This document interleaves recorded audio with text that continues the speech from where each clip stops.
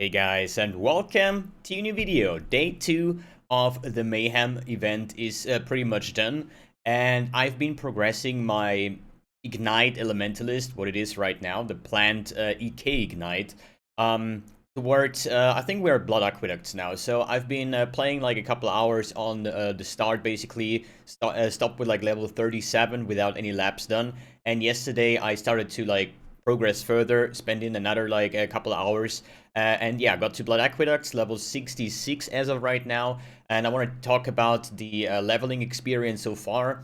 I think the Mayhem event, the modifiers do not really hurt me at all with this kind of build. So I don't care if it's Delirium, like in the showcase here, or if it's like a 20 Harbingers, or if it's Beyond, or if it's any other League mechanic that is like, we say, on steroids. Is super fine. I'm still doing everything. That's why I'm always like over leveling the content by a mile. So I'm usually around 5, 6, 7 levels ahead of the zone just because I'm doing all of the side content.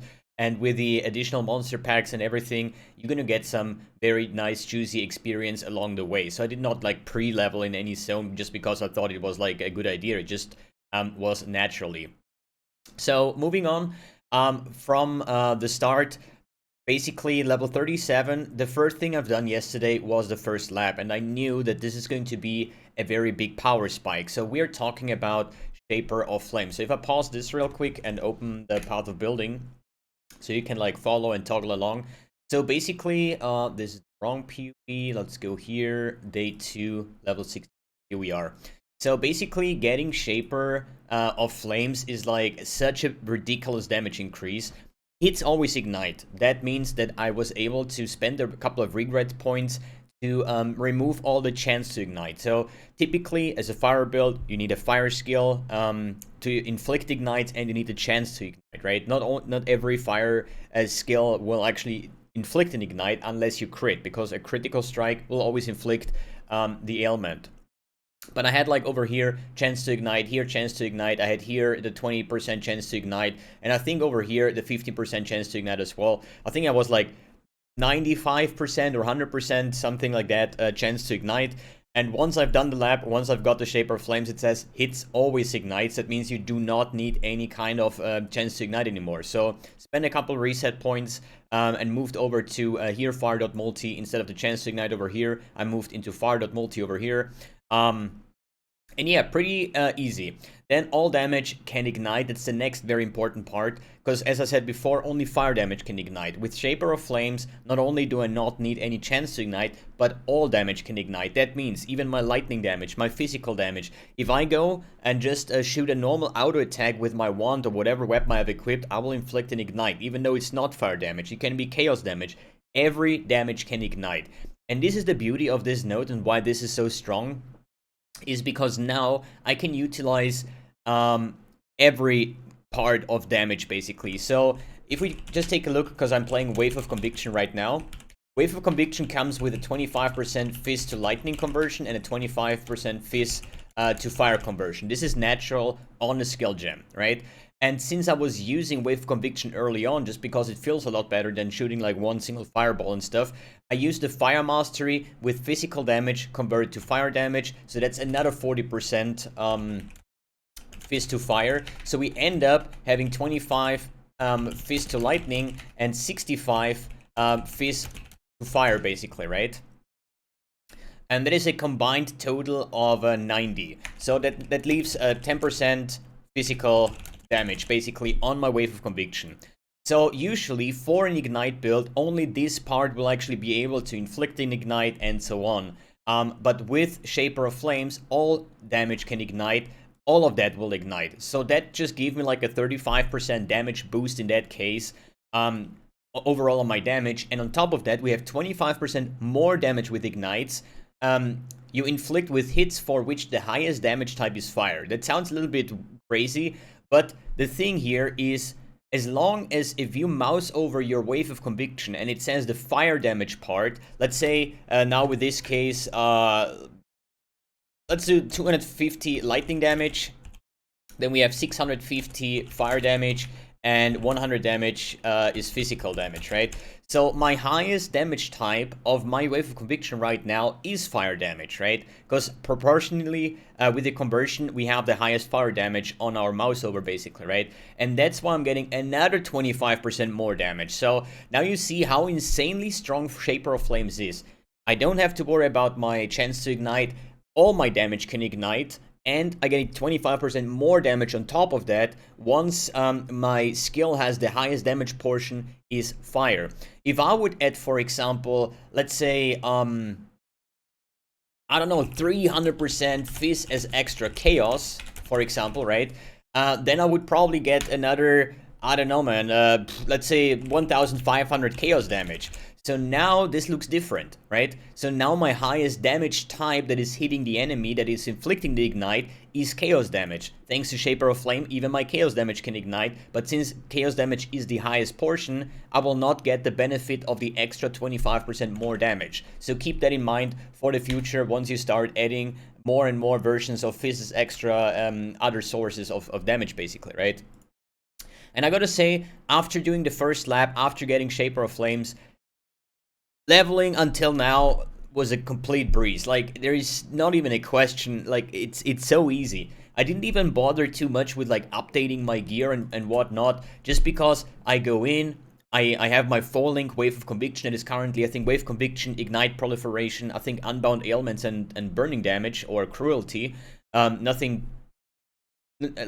crazy over here, right? It's just a typical 4-link, and have absolutely no problem go in whatever. It's a beyond pack. It's like harbingers, like whatever, with Ignite Proliferation, leaving the fire circles on the ground.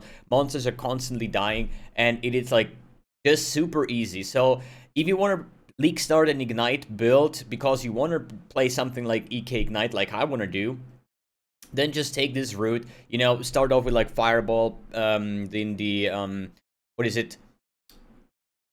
The Holy Flame Totem, maybe some Firewall and stuff. Then in Act 2, start using the Wave of Conviction. You're gonna feel a lot better clear just because the wave is always rolling over the monster. It's not gonna get consumed like a Fireball. I hit an enemy, I get this explosion, but the Fireball is gone, right? The Wave of Conviction, it will just roll over all the monsters, and there can be 100 monsters, it does not matter. So in that case, it's gonna be like fantastic, right? Then you add Herald of Ash and Herald of Purity and maybe a Purity of Elements for ailment immunity, and you're good to go. You know, you don't have to worry too much about your resistance. You're ailment immune. You just can open every single strongbox that you want. Doesn't matter. The only thing flask-wise that you need is basically a bleed immunity flask, and the rest doesn't really matter in the end. Good. At some point, I noticed that my Wave of Conviction is just...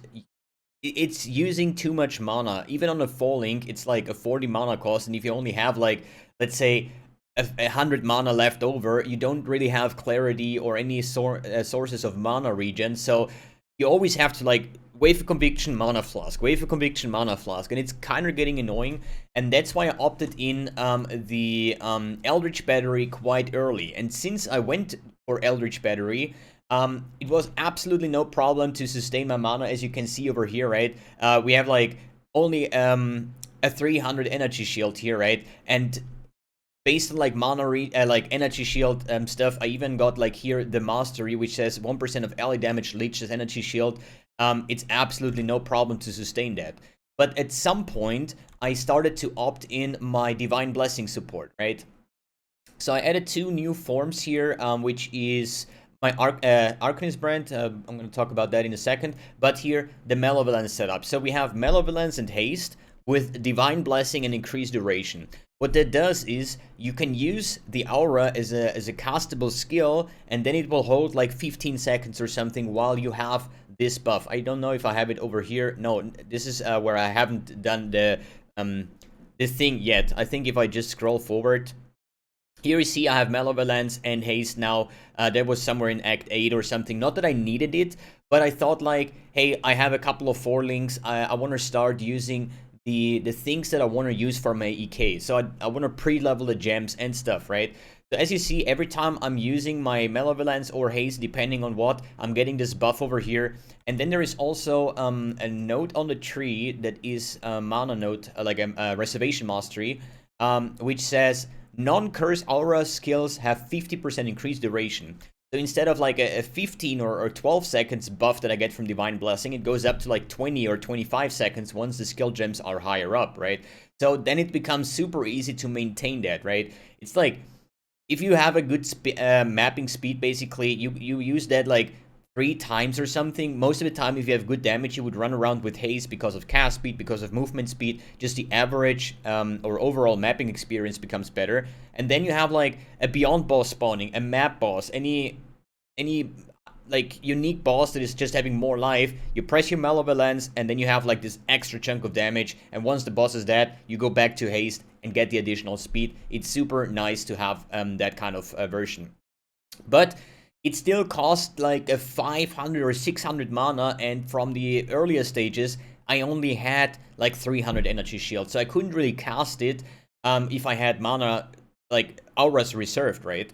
And the way that I managed to fix it was adding Discipline as the next aura. As you see over here, I have like the mana reservation cluster on the left side. Then I have the extra Herald efficiency mana thingies over here, where the Heralds cost less mana. And then I also have the influence cluster here with the mana reservation over here. And I also think that I have a jewel somewhere that I got from the mapping, or at least from the quest rewards, which is also 10% increased mana regeneration rate. And I think as of right now, I'm running Herald of Ash, Herald of Purity, Discipline, and Purity of Elements as my auras. I think even Vitality on top of that. And it works pretty good. I have like over 600 shields, so yes, one button of like one of my auras will actually deplete my entire mana, but since I have Leech, since I have a passive regen coming from the Wicked Ward as well, there is absolutely no problem as of right now to sustain that, because I did not take Mind Over Matter yet. I think Mind Over Matter should become a thing once you have better levels of energy shield, not like 600. And on top of that, it will, once you start getting like damage over time, if you're standing ground effects and stuff, you're gonna deplete your energy shield quite fast, and this would make you vulnerable. But I think for the mapping or for the campaign, I have like close to 2,000 life already. I think I have no problems whatsoever. It will become a thing in the future once I start using Mind Over Matter, but as of right now, I do not. I'm not sure if I'm going to continue the route with like Herald of Purity. I mean, it would be in the end setup if you have an Enlighten, if you have all these kind of mana reservation things, but this is solo self-found, I'm not going to have that. So I'm most likely going to swap away from like Herald of Purity and Vitality and try to get in Determination, and then use, what is it? Molten